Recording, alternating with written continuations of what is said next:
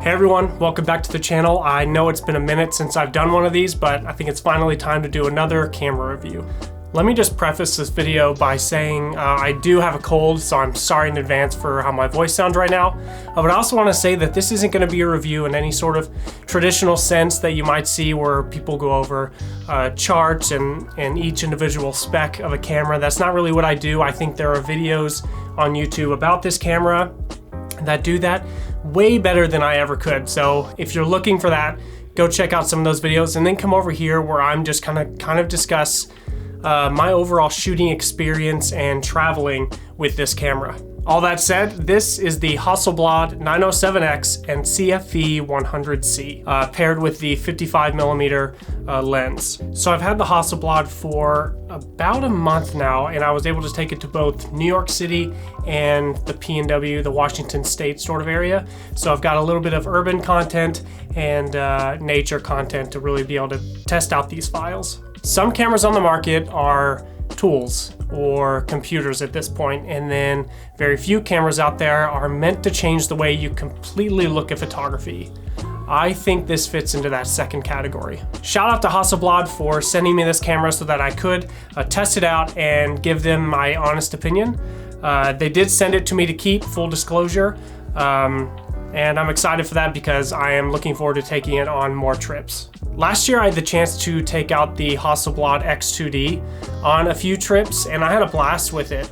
I had never really thought to pick up a medium format camera just because obviously most of them are film and I'm just not a film shooter.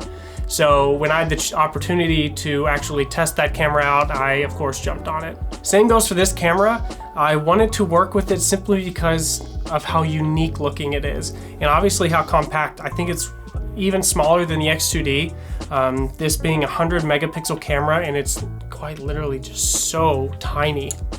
Over the years, I've shot with cameras that are fast, incredibly reliable, and super efficient. And while all that tech is amazing, sometimes it can pull you away from the real feeling of photography. The 907X feels like the complete opposite of that.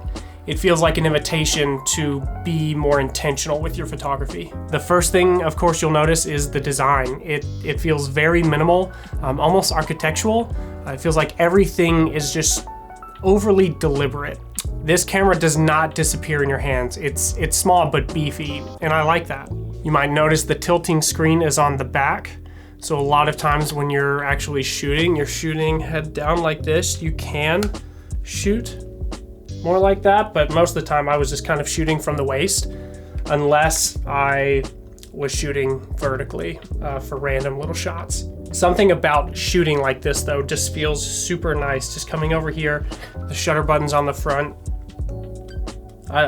Something just feels classic about it, and I loved shooting it. Shooting the 907X feels closer to shooting film than any camera I've used recently. You're composing from the waist, which is very unusual for me.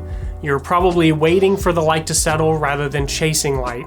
I found myself taking fewer photos, but caring more about each individual photo. And I think that mindset shift is kind of where this camera shines. You're never in a rush. You're never spraying shots. You're committed to that one shot, that one frame. So let's talk about the files, because for me, that's where Hasselblad kind of stands apart. This camera features that same 100 megapixel sensor that the X2D also has. The colors feel honest to me. The greens don't scream, they're not oversaturated, the skin tones feel natural. Highlights roll off in a way that just feels calm. These are files that invite subtle editing, but honestly, the raw files are good enough to post. I never felt like I had to fight the image to get it to where I wanted it to be. The file sizes are actually great, but the best thing about it is that I used, on both trips, did not use a memory card at all. I used the built-in 1 terabyte storage that this camera offers, and that I think at this point, every camera on the market should start offering because it's insane.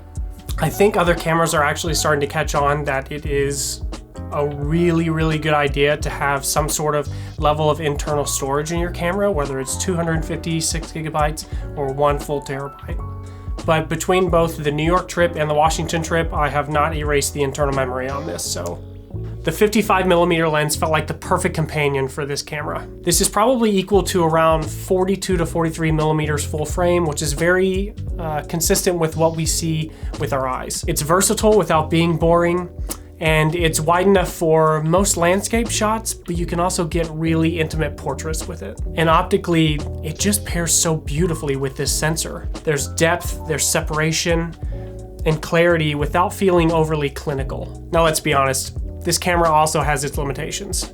It is slow. The autofocus is good, but it's not what you would rely on for fast or fleeting moments. And if you're someone who shoots very fast-paced environments or unpredictable environments, maybe this camera isn't for you. The battery life is also good, but not exceptional. Luckily, it does have USB-C charging in case you want to charge a battery on its charger and also charge the camera battery at the same time within the camera. The camera itself also does not come with a battery charger. A lot more premium camera brands have started to do this. I really don't know why. If you're paying that sort of premium for a camera like this, I really think you should get a battery charger for it. But here's the thing. Those exact limitations are what give this camera its character. It forces you to adapt, to observe more, to anticipate rather than react. This camera is not for everyone, and I think that's intentional. I think it's for photographers who love the process just as much as the results. It's for people who enjoy slowing down and creating each individual frame with purpose. If you want a camera that does everything that the market currently offers, this isn't it. But if you want a camera that reminds you why you fell in love with photography in the first place, this one makes a good case. The Hasselblad 907X didn't replace any of my current cameras, but it did earn a place alongside them. It's the camera I'm gonna reach for when I want to slow down, when I wanna be a little more thoughtful and make photography feel a little more personal again. Because I think cameras that actually do that are becoming increasingly more rare. If you really are interested in this camera and you want to get a better idea of what these files look like, I'm about to show some example images at the end of this video, both from New York and Washington State, just so you can get an idea of how good these files really are. Thank you so much for spending this time with me. If you loved the review, please let me know. Feel free to subscribe, and we'll see you next time.